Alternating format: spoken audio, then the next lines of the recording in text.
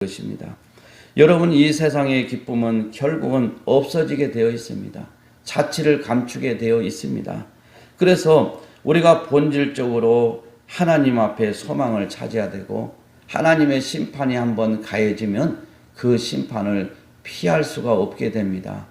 그래서 우리는 이 땅에 살면서 우리 자신들이 세상의 욕망을 가지고 또 소망을 가지고 꿈을 가지고 사는 것도 중요하지만은 정말 중요한 것은 예수를 믿고 예수를 붙잡고 사는 것이 우리에게 가장 큰 행복이 되어야 할 것입니다.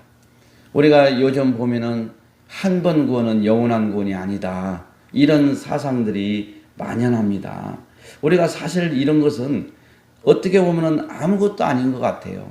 우리가 예수를 믿으면 뭐 교리적이나 신학적이나 또 교파나 떠나서 예수를 믿으면 우리가 구원받는 것은 맞습니다. 근데 우리가 인생에서 하나님을 이 신본주의로 섬기고 믿는 것은 엄청나게 중요해요. 우리의 삶이 달라집니다. 그러니까 우리가 보면은 쉽게 얘기해서 우리가 예수를 한번 믿는 것은 영원한 구원이 아니다. 이 말은 다른 말로 얘기하면 노력하지 않으면 구원이 상실된다, 이야기 아니겠습니까? 그러면 이 구원을 우리가 상실되지 않게 해서는 어떻게 해야 돼요? 노력을 할 수밖에 없어요. 그러니까 우리가 노력이라는 것 그 자체는 우리가 좋은 거예요. 우리가 신앙생활에서 열심을 내는 것, 노력이 중요하죠. 칭찬을 할 만한 일입니다.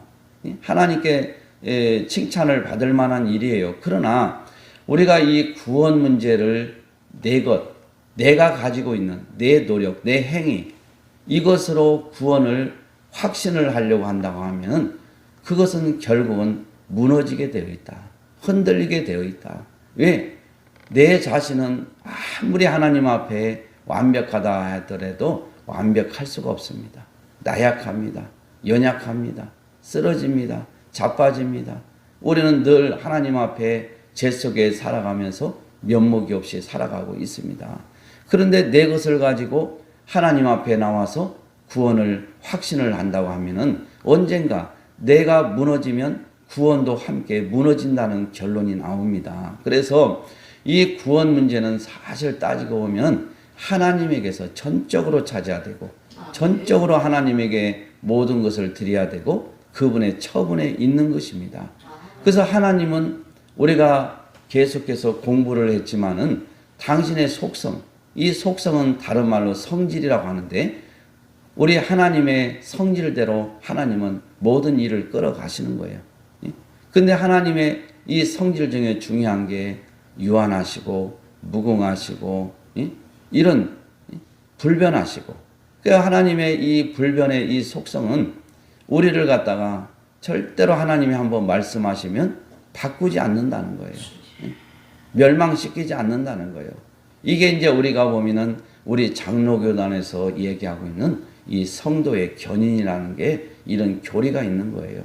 그러니까 우리의 자범죄는 자범죄. 우리가 살아가면서 우리가 자범죄는 하나님께서 허용을 하신다 이거예요. 왜? 우리 자신이 어떠한 존재고 내가 얼마나 연약하고 하나님의 은혜 없이는 살 수 없고, 그래서 하나님만 붙들도록 하나님이 우리의 이 자범죄를 허락을 해 주세요.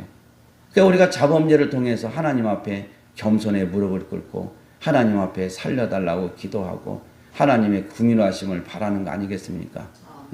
그런데 우리가 이 자범죄는 허락하지만은 절대로 허락하지 않는 것이 뭐예요? 믿음에서 이탈하는 것은 하나님이 허락하지 않는다는 거예요. 믿음에서 이탈한다는 건 그 자체가 멸망이고 심판입니다. 근데 우리가 믿음이라는 것은 하나님의 은혜로 말미암아 우리에게 선물로 주어지는 것인데, 이 믿음은 하나님이 당신께서 창세전에 예정하시고 선택한 자, 우리가 이 선택이라는 게 여기서 굉장히 중요해요. 우리 하나님은 이렇게 쭉 이렇게 하나님의 뜻을 이뤄가는 과정을 우리는 섭리라고 하거든요. 섭리, 하나님의 섭리. 섭리는 보존과 통치를 통해서 이루어 가시는데, 이 하나님의 뜻이 이루어져가는 과정이 섭리인데, 이 섭리의 하심 속에서 우리 하나님께서 아, 이렇게 이놈을 내가 선택했는데 잘못했네? 취소. 그래서 다시 또 가다가, 제대로 또 잘 믿네? 또 하고. 이렇게 하는 하나님이 아니라는 거예요. 하나님은 한 번 내 자식이라고 하는 것이 우리 입장에서 봤을 때는 마치 잘못 선택한 것 같지만은 하나님의 선택은 완전하셔요. 온전하시다 이거예요. 실수가 없으셔요. 그래서 우리 눈으로 보면은 진짜 저런 인간을 하나님이 왜 선택해 줬을까 하지만은 이 선택이라는 것은 주인의 마음이에요. 주인이 선택하면 되는 거예요. 피조물 입장에서는 선택에 대해서 항의나 이의를 제기할 수가 없어요. 그게 우리 피조물이다 이거예요.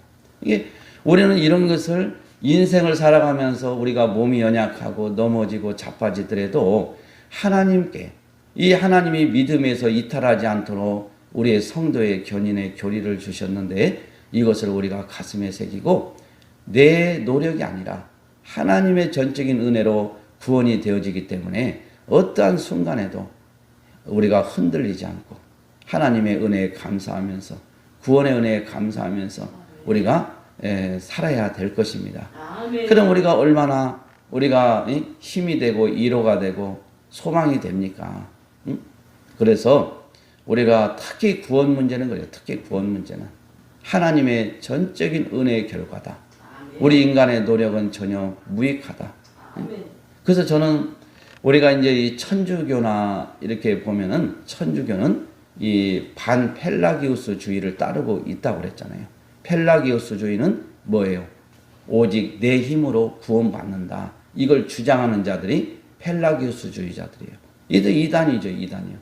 그런데 내 노력과 하나님의 은혜가 반반씩 결부되어서 구원이 이루어진다. 이렇게 주장하는 자들이 반펠라기우스주의자들이에요. 그러니까 이들이 이 사상을 따르고 있는 교단이 바로 천주교다 이거예요. 천주교는 행위구원을 그들은 인정을 합니다.